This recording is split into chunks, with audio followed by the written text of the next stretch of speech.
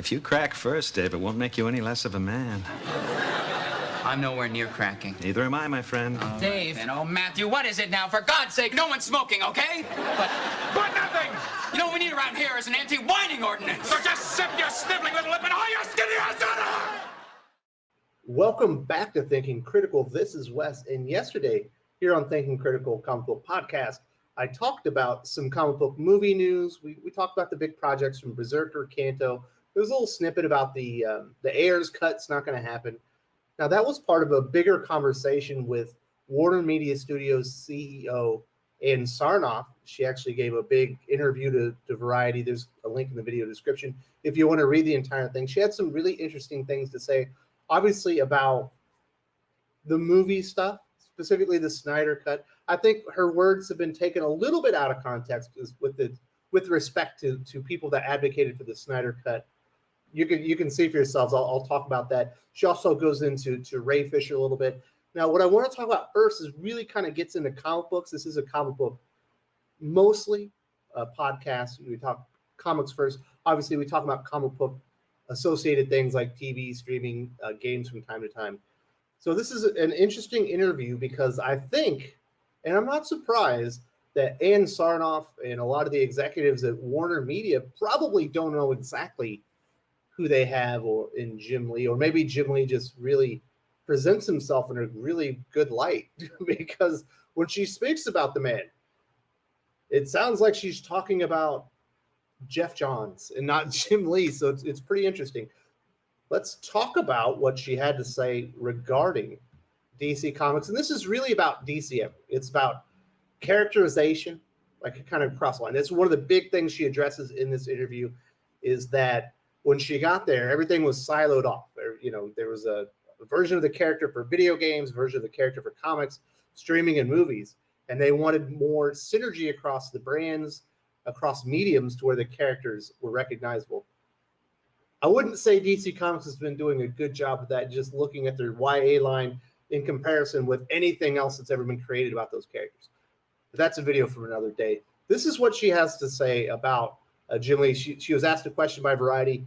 You talk about enlisting a broad range of voices when it comes to charting the future of DC. Is there one person calling the shots? And this is where it's important. The connective tissue in the middle is Jim Lee, who oversees DC Comics. It certainly does. He used to do it side by side with Dan Didio. Dan Didio was shown the door, was removed. Obviously, when we got all the layoffs, Bob Harris, who would have been another influential figure, was also shown the door. Other longtime executives, most notably Bobby Chase, was also let go. And in their place, we've had Daniel Cherry step up as the new general manager, a position that wasn't there before. I believe Marie Javins is now the EIC. But it's basically the Jim Lee show. We knew that he was, for lack of a better word, the Kevin Feige for DC Comics. Not that he was in charge of the movies, but Kevin Feige's role is expanded. He's like the chief creative officer of everything to do with Marvel characters at Disney. And that is apparently what they're going to do with Jim Lee. And this is what she has to say with Jim. And I just find the characterization really off. Jim lives and breathes the canon of DC, and he works with all the divisions to make sure storylines are true to the canon. Jim Lee is one of the most influential comic book artists in the history of the industry. Jim Lee seemingly is a really nice person. He likes to go out there and connect with audiences with his art. But I've never thought of Jim Lee as the DC canon guy. Like, I can't believe Jim Lee would attach his name to that story. That doesn't even sound like Superman. How could Jim Lee let this happen? And I would be like, well, Superman looks good. I'm not surprised. I think Jim Lee is just there for the art. I don't think that Jim Lee is the DC canon guy. If you wanted the DC canon guy, it would be Peter J. Tomasi or Jeff Johns. Not that he's certainly tweaked things here and there. And I don't think they want Jeff Johns really in the room anymore, especially after some of the allegations by Ray Fisher, which it sounds like they want to leave in the review. We'll get to that here in a second.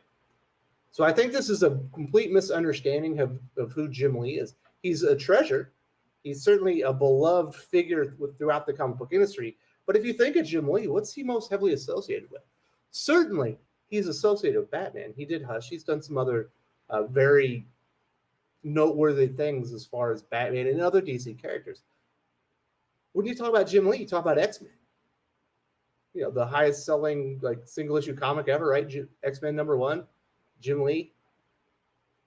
You took his wares to Image with the Image 7, were in industry disruptors, you know, kind of the guy that started up Wildstorm, his own imprint within Image. Now, obviously, he ended up selling Wildstorm over to DC Comics, came over, was a very successful artist, became an executive, and apparently he's at the top of the food chain. But I don't think he's there because he knows everything about DC canon. In fact, since Jim Lee is in charge of DC Comics, where a lot of this canon is derived, what's happened? What's happened to canon under his leadership? What's happened under the watchful eye of Jim, lives and breathes DC canon Lee? Canon doesn't matter anymore. It's been thrown out the window. We have the Omniverse. So it's easier on creators. You don't have, if this goes against canon, you ignore it. If it fits the canon, you celebrate. He's not the canon guy. So I think this is a mischaracterization or misunderstanding of who Jim Lee is and what his legacy and work at DC Comics would suggest. She continues, he helps them come up with ideas for new storylines. Jim is very much in the middle of everything. Like, what's the big Jim Lee authored story at DC Comics that he ever wrote? Why would you want him to be getting ideas for the new storylines? You'd be wanting him to do like the character designs or character redesigns, because that's like his specialty. Is Jim Lee really the story guy? Is he the storyline guy? Jim is very much in the middle of everything. But the group together helps spur on new ideas, but there's not one person calling the shots, because I want all those voices in the room to offer their expertise and knowledge of their formats. So Jim Lee is the head of creative across the board for DC characters, because he knows, he lives and breathes DC canon, and he's coming up with new storyline ideas. He should be a brand ambassador, illustrating prestige format comic books, 3-issue, short burst, prestige format, high dollar comic books, and doing a lot of covers. But this idea that he's the canon guy for DC Comics is pretty ludicrous. Not that I don't believe Jim Lee knows canon, but I don't think he has a passion for canon, and he's just thinking about DC canon 24/7 and wants to keep it in line and make sure that everyone's staying true to the characters.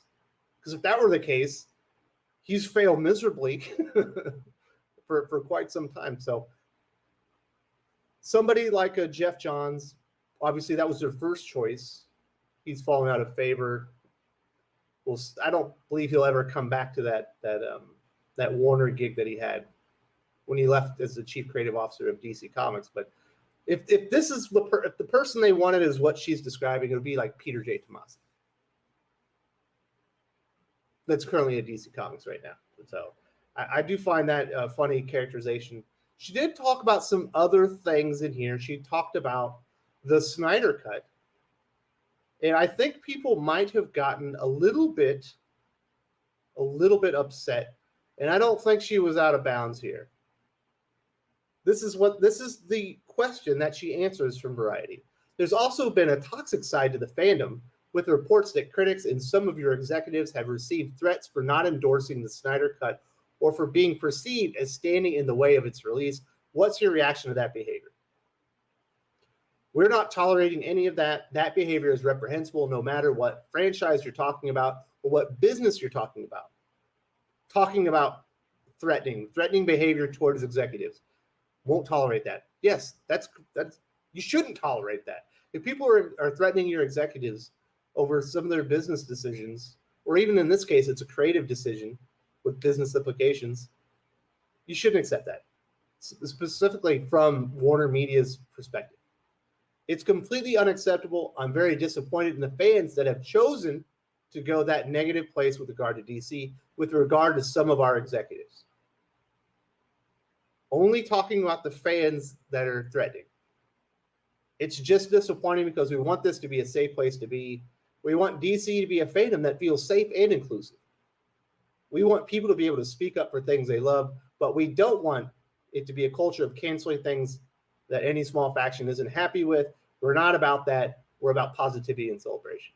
I'm going to throw this one in her face the next time they fire somebody. We don't want to be a culture of canceling things. All right, I'm going to remember that one, Ann Sarnoff, because you might have stuck your foot in your mouth, because I don't think that WarnerMedia is going to be able to make it 12 months without canceling somebody. And I've screenshot this bad boy right here so I can talk about it. But otherwise, when she's talking about the fandom, she's saying the people that harassed and threatened our executives with regards to the direction of the DCEU, that's unacceptable behavior. And certainly threatening people is unacceptable behavior in society. So I don't know why people were so upset with that. That feels completely reasonable. And she gave you a reason to criticize her later when she says, we're not about canceling. Oh, sure you're not. You're not about canceling yourselves, probably. And now she also addressed the Restore the Snyderverse campaign. And I'll paraphrase. She essentially says, we love Zack's work and his contributions to DC, but this is the end of the line. We're moving on with new voices for the DCEU. And she also mentions in another part of the interview that they wanted to give Zack Snyder the opportunity to complete his 4-hour vision, which they would never be able to release theatrically. They're happy he did it. It got promotion for HBO Max, and they're happy to move on with their lives. So that's talking kind of about the Zack Snydercut thing. I think the fans have probably overreacted to her comments. Those seem completely acceptable. You shouldn't be okay with people threatening your executives. Now, she also talks about Ray Fisher and the controversy around him. And if you read the interview, it sounds like as far as WarnerMedia is concerned, it's over. This is the question. Ray Fisher has accused Warner Brothers executives of racially biased behavior and of trying to impede an investigation into alleged misconduct on the set of Justice League. Did your investigation corroborate any of his claims of racism on the part of your employees? This is what she says. Matter of fact, no. Our investigator, Judge Catherine Forrest, has issued statements specifically about Walter Hamada, saying that there was no evidence of interference by Walter in the investigation. She said that the cuts made in the Joss Whedon version of Justice League were not racially motivated. We took it very seriously, so we hired one of the top investigators out there and gave her a tremendous amount of leeway. Interesting enough, she only talks about Walter Hamada and the cuts made in the Whedonverse. She doesn't actually. The question itself was more broad, wasn't it? Did your investigators corroborate any of his claims of racism on the part of your employees? He's certainly talking about more employees than just Walter Hamada and Joss Whedon. She also clarifies that Ray Fisher does not have an NDA. Ray Fisher in the past has said, I have an NDA. I can't talk about this. She says, no, I don't know. Not that I know that he has an NDA. And then Ray Fisher came back from the spokesperson and said, Mr. Fisher is no longer under NDA and will comment further when appropriate to do so. So there you go. We might finally get some real meat to the accusations from Ray Fisher regarding what happened on the set of Justice League and how he feels like he was discriminated against or mistreated by Joss Whedon and others on the set. I believe Jeff Johns was one of them. There's another producer. I can't remember his name at this moment. She also specifically addresses Walter Hamada, who's like the DC Films president.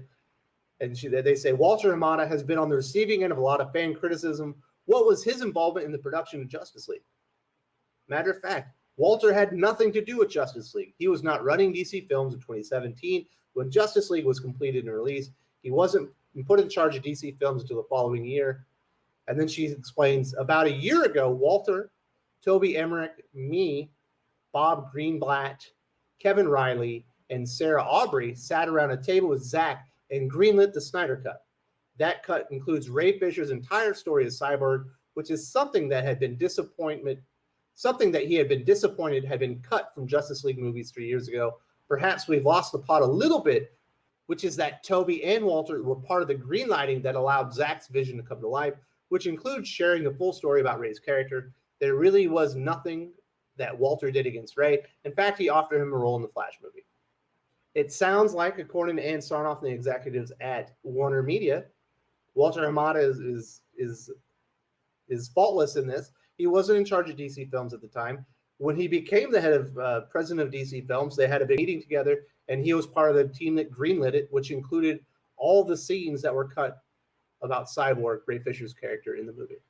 And it sounds like they're moving ahead, and I don't think they're going to revisit this Ray Fisher stuff again. Obviously, now we know that he does not have an NDA.